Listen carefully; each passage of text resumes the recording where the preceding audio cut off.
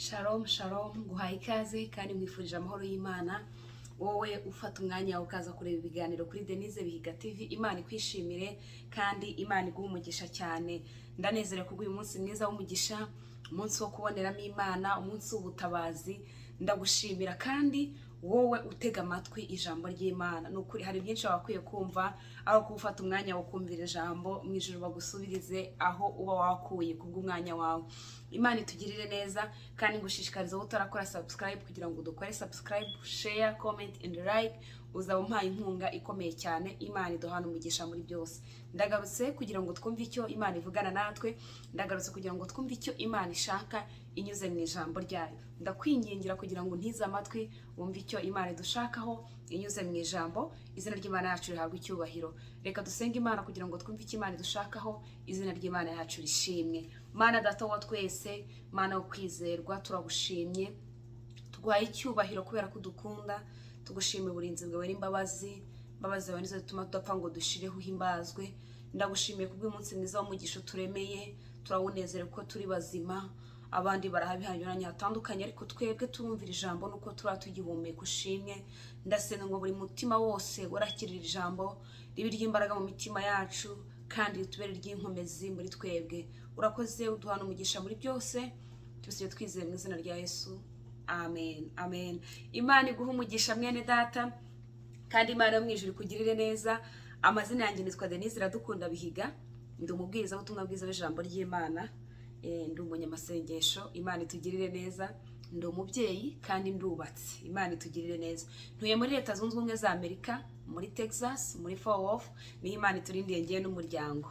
Imana ituganze cyane. Ndakwifuriza kugira ngo nawe ahuri mu migabane itandukanye aho abantu bagiye bari, Imana bishimire kandi bahe umugisha. Uyu munsi rero wowe ushobora kuba wakoze subscribe ejo cyangwa se ejo bundi hashize, ndagira ngo umenye umuntu mugiye gufatanya wumva ijambo n'undi wese washobora kuguha ikiganiro utari wamenya uwo mufatanyije. Imana ikwishimire. Tugiye kumva ijambo ry'Imana muri iyi minsi. Nizera ko atari uyu munsi bibayeho kubera ko na mbere ya hose taravuka n'abanyukuru n'abasukuru batari baza.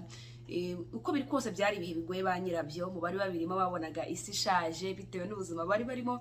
Ariko uyu munsi wa none hamanutse ijambo ryawe, nanjye twebwe turiho, twebwe tuvuga kugira ngo wumve icyo Imana igushaka mu izina rya Yesu.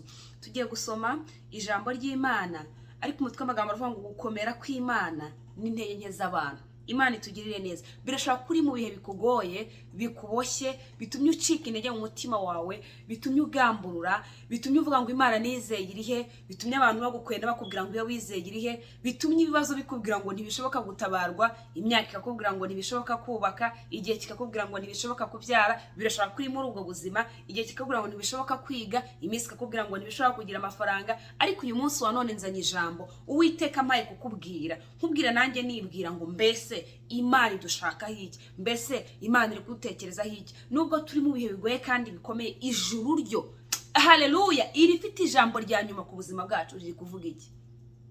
Tugiye gusoma ijambo ry'Imana muri Yesaya 41. Turasoma mu izina rya Yesu. Turasoma duhere ku murongo waho wa 10.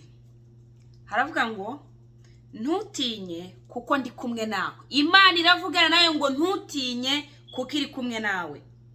Ntukihebe kuko ndi Imana yawe. Haleluya. Nzajya ngukomeza, ni koko nzajya ngutabara, kandi nzajya nkuramiza ukuboko kw'iburyo ariko gukiranuka kwanjye. Haleluya.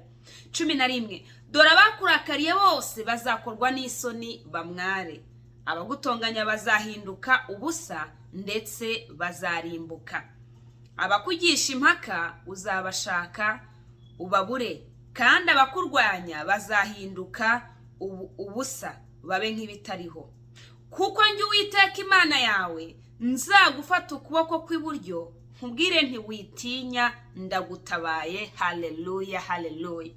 Imana ishimwe.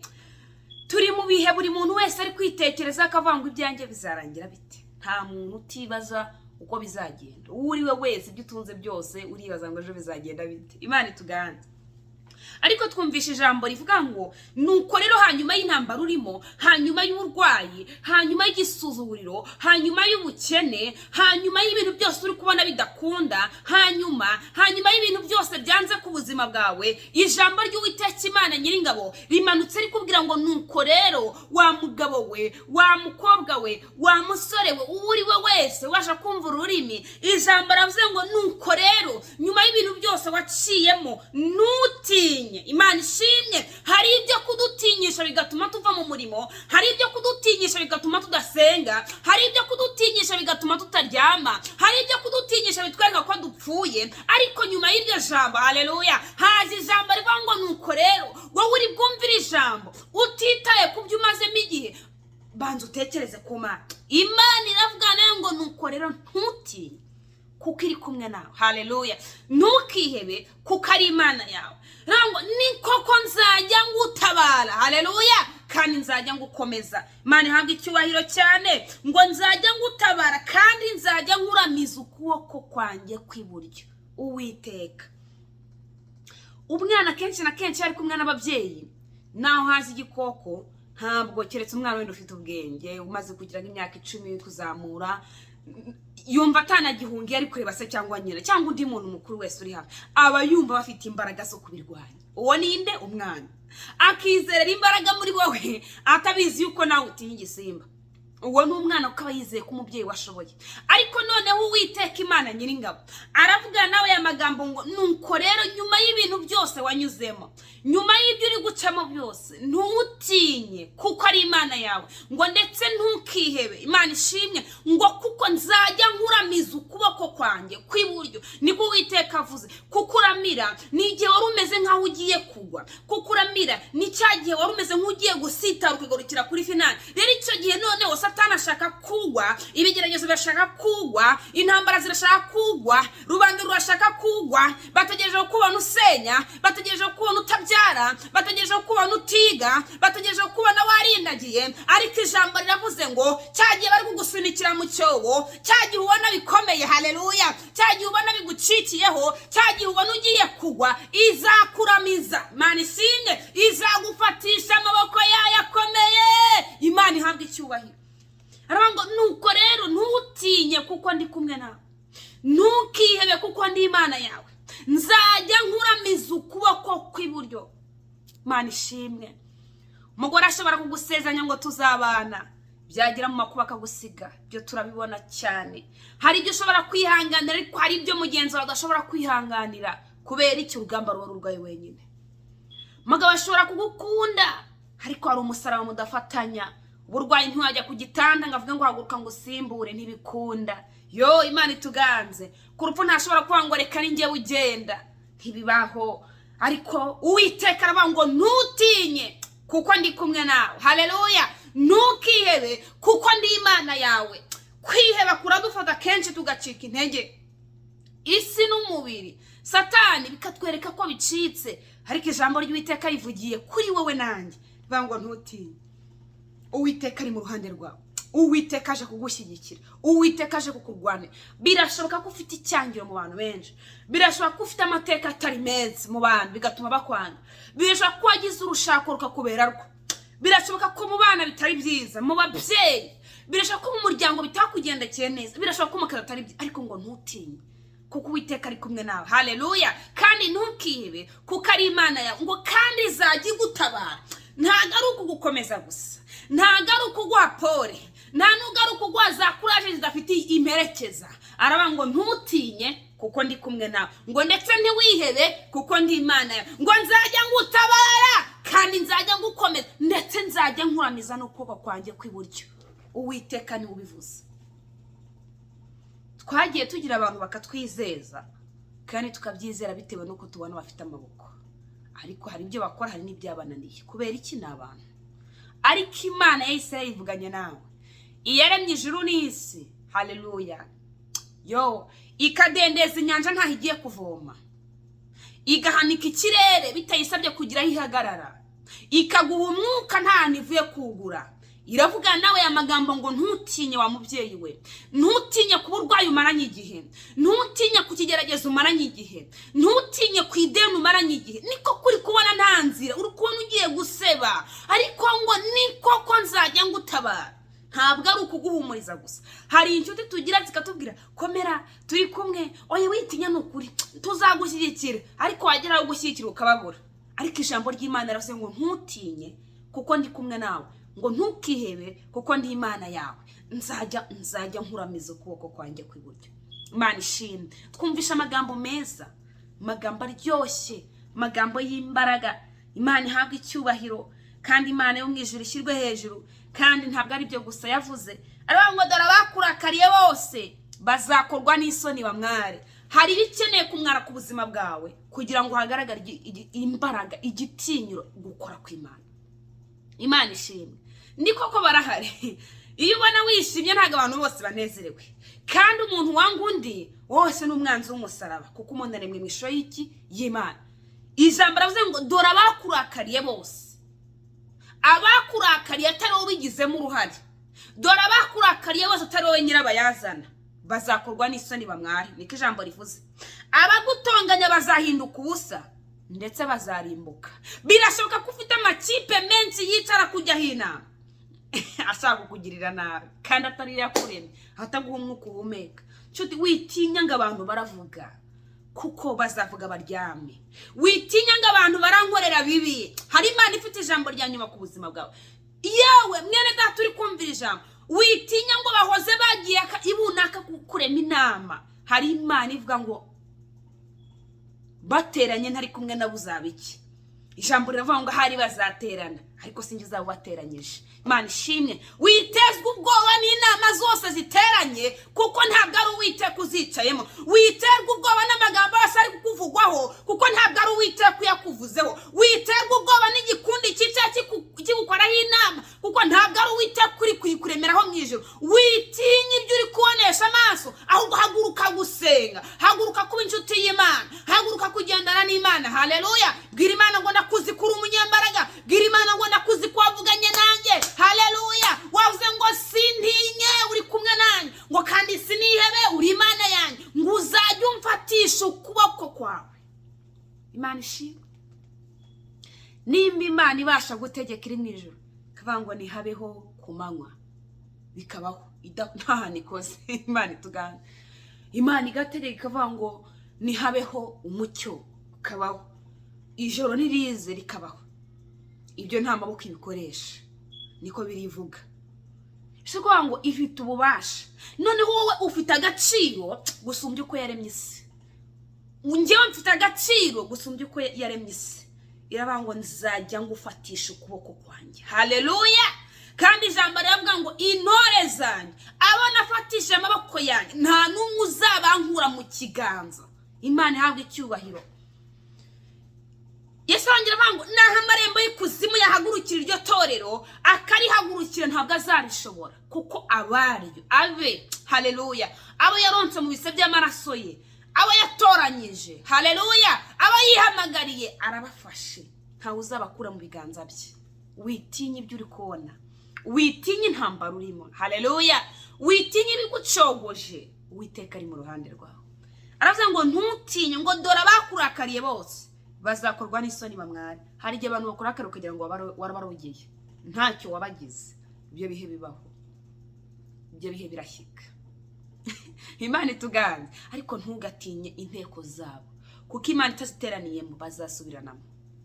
Uwiteka atari guteranyije izi nama. Weho cungana gusa nuko batari kuvuga iby'ukuri. Wowe cungana gusa nuko batari kuvuga iby'ukora. Wowe cungana gusa nuko atari Imana ibateranyije. Wowe cungana gusa nuko atari Imana yabaguterereje. Wowe cungana n'ukuri mu mwanya. Haleluya. Nujya mu kiriziya bwira Imana ngo ndashaka kuba inshuti nawe. Irinde cyaguteranya n'Imana. Nujya mu rusengero mwisabato aho ujya wose gusenga cyangwa kuvuganira n'Imana yawe. Cungana n'ukuri kugendana n'Imana. Maze ibwira ngo ijambo ngo sintinye niko wavuze uri kumwe nanjye. Haleluya. Imana iri kumwe nawe uzarya, Imana iri kumwe nawe uzarwara ariko uzakira, Imana iri kumwe nawe uzubaka, Imana irabizi ko ukeneye kubaka, Imana irabizi ko ukeneye abana. Ahubwo banzu yemerere ko ishoboye mu buzima bwawe. Imana ishimwe. Aravuga ngo ntutinye kuko ndi kumwe nawe, ntukihebe kuko ndi Imana yawe, nzajya ngukomeza. Haleluya. ntabwo ari ukukubwira ngo komera gusa, ahubwo iguha n'inkomezi. Byaba byagucanze babanza bakwicayeho, Imana ikaza ikabikubisa igisubizo, ugasanga iminsi iricumye barafasha amagambo bakayagura, ugasanga iminsi iricumye Satani wari utegereje gukorwa n'isoni akabuza ijambo. Nuko Imana ibicekesheje udutsiko twicara tukwaturaho amagambo mabi. Nanya nkubwire ngo muntu wowe uri kumvira ijambo, uko uzajya usenga, uvuga rozari se bitewe no gusenga, winjira mu masengesho atandukanye, ujya mu butayu, ujya usenga wiyaturaho umugisha, ujya usenga wiyaturaho umugisha, ujya usenga wiyaturaho imivumo abantu bakuvuma. Imivumo ntago ari kwa kundi bavuga ngo ndakuvumye gutya gusa. Iyo umuntu akwatura amagambo ngo ntabwo azubaka, ayo ni amagambo atari meza, ni amagambo akurikirana yakomeje kukubaho. Imana tuganze kandi Imana tugirire neza cyane. Iyo umuntu avuga ati uriya se bari abana arakababyara ariko se bazamara, ayo ni amagambo atari meza bakwaturaho. Birashobora kutamuzi, hari abo tuzi babidukora ariko nawe tutazi. Rero buri gihe iyo usenze ujye uvuga ngo ndiyaturaho umugisha mu izina rya Yesu, ndashinganye sintinye, Imana iri kumwe nanjye. Haleluya. Nutinye imbaraga z'abarozi, nutinye bakugira mu bapfumu, nutinye bicaye kugusenya, nutinye baguhagurukiye, nutinye baturaho abandi bamagambo, ahubwo hagara ku ijambo Imana ivuga ngo abakurakariye bose bazakorwa n'isoni. Hari umunsi bagiye gukorwa n'isoni kuko Uwiteka batse ijambo. Imana ifite imbaraga irakubwiye ngo ntutinye, iri kumwe nawe, ntukihebe kuko ari Imana, ngo niko kizajya gukomeza. Imana ihabwa icyubahiro. Kandi ijambo rongera avuga ngo abakugisha impaka uzabashaka ubabure, abakurwanya bazahinduka ubusa babe nk'ibitariho. Imana itugiriye neza. Tugira abantu bajya impaka mu buzima ku buryo bazi ko ikintu ari cyiza ariko akagindura kibi bitewe n'ikintu umwuka w'urwango, akababona yuko wambaye neza ariko mu buryo bwo kugusenya, agahora akubwira ko dore ukuntu umeze, dore icyo gitaye cyawe kugira ngo ubabare. Dufite abantu bafite umwuka wo gusenya, nari wo Bibiliya ivuze. Akaba ari umuntu mugendana ariko adashobora kubwira ngo nukuri kiriya kintu noneho ni cyiza, kiriya kintu nagikunze, guhora kujomba ibikwasi bikwereka ko udashoboye. Abo bose nabagusenya, abakugisha impaka. Hari abantu bajya impaka mu bintu byose, bakorera ko ntacyo uzigezeho bakugisha impaka. Ubuzima bwawe bufitwe n'Imana yaremye ijuru n'isi ikadendeza inyanja. Ubuzima bwawe bufitwe n'Uwiteka Imana. Nta muntu ufite umwuka uhumeka mu biganza bye. Aramutse ari yawe urekura, warangiza umwuka akagushiramo. Ariko kuko atari ko biri, dushimye Imana ko iri mu ruhande rwacu. Haleluya. Dushimye Imana ko ivuganye natwe ngo hanyuma y'abanyamagambo, hanyuma y'indwara zikomeye, hanyuma y'ubukene, hanyuma yo kuzingwa ngo abantu badashaka, hanyuma yo kuzingwa ngo abantu batabyara, hanyuma y'ibibazo biremereye abantu buri wese ku ruhande rwe, hanyuma y'ubushomeri, ntutinye kuko ndi kumwe nawe. Ibyo birahagije ko Imana iri kumwe natwe. Ntukihebe kuko ndi Imana yawe. Ukomeye ashobora kubwira ati ndi kumwe nawe, komera nzagushyigikira. Ejo bamuhamagara ugeze mu bateye bati sindi inote nafashe safari. Urukumva ko bashatse kuvuga ngo cyagihe umukene ntumubona. Iyo tugeze mu bintu bikomeye nko gutumira abantu mu birori, mu bintu runaka, mu bukwe, abantu nababwira ati ndabakeneye mu bukwe, ubatumira bati tuzagushyigikira, tuzabana nawe, tukuri inyuma, ariko ntazigera kubwira ngo ndi kumwe nawe, nzagukomeza. Ntabwo ariko biri, kubera iki n'umuntu. Imana ituganze kandi Imana itugirire neza cyane. Kandi abakubwira bose ati turi kumwe tuzagushyigikira, bamwe ntibazi. Kubera iki? Bafite impamvu zatumye bataboneka. Kubera iki? N'abantu. Imana itwiyereke cyane. Nawe harabusezeranya ibintu ukavuga ati nzaboneka, nzabashyigikira, ntibigukundira. Kubera iki? Uri umuntu. Ariko Uwiteka aravuze ngo mu burwayi ari kumwe nawe. Ariko Imana iravuze ngo mu ntambara nyinshi iri kumwe nawe. Imana iravuze ngo umugabo yagutaye, Imana iri kumwe nawe. Imana iravuze ngo ubushako byanze, Imana iri kumwe nawe. Imana iravuze ngo muri business bimeze nabi, iri kumwe nawe. Haleluya. Havuze ngo ntutinye kuko ndi kumwe nawe. Ntukihebe kuko ndi Imana yawe. Havuze ngo bwira ibikwebesheje bibwire ngo mumveho. Haleluya. Imana iri mu ruhande rwanjye. Imana itugirire neza. Birashoboka ko impamvu Imana izanye ijambo, wowe urumvira ijambo ufite ibintu bikumazeho iminsi, biguteye ubwoba, biguhangayikishije, bitumye wiheba, bitumye wumva kuri wenyine. Ntabwo uri wenyine, uri kumwe n'Imana. Niyo mpamvu Imana yakomeje kukurinda. Imana iracyagufiteho umugambi, Imana iracyagukunda. ntago Imana igeze kureka. Ibibazo nibyo ubona ko bikomeye, ariko Imana ntigeze guta. Imana iri kumwe nawe na n'uyu munsi. Ntutinye kuko ndi kumwe nawe. Ntago Imana avuze ngo nzabana nawe na n'uyu munsi. Imana iri kumwe nawe. Haleluya. Ibyo bikunezereze, ubona abantu bavuga bikunezereze, ubona abantu bicaye bikunezereze, ntambara nyinshi mu matwi bikunezereze, uko ngo Imana iri kumwe nanjye. Ntukomezwe n'ibyo abantu bavuga, ukomezwe n'iki Imana ikuvugaho mu izina rya Yesu. Tugiye gusenga.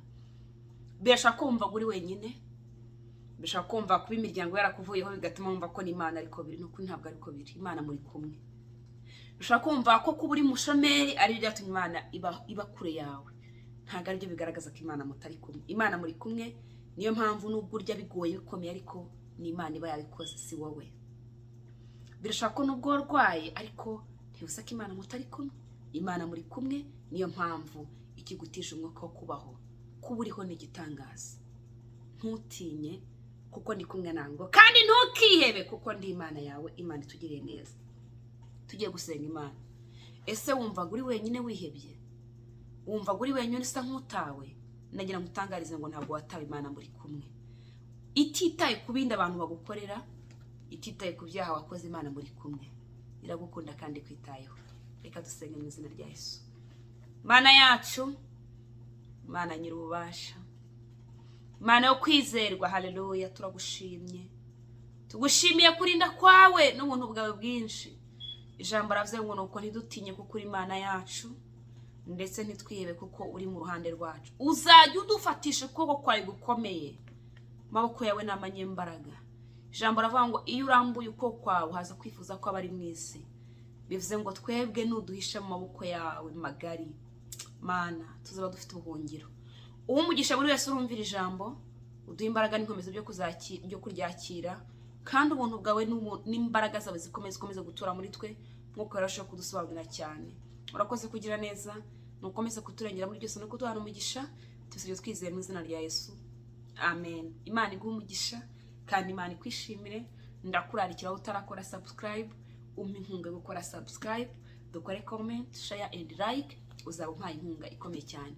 Imana ikwishimire kandi Imana ikugire neza muri byose. Shalom. Amen.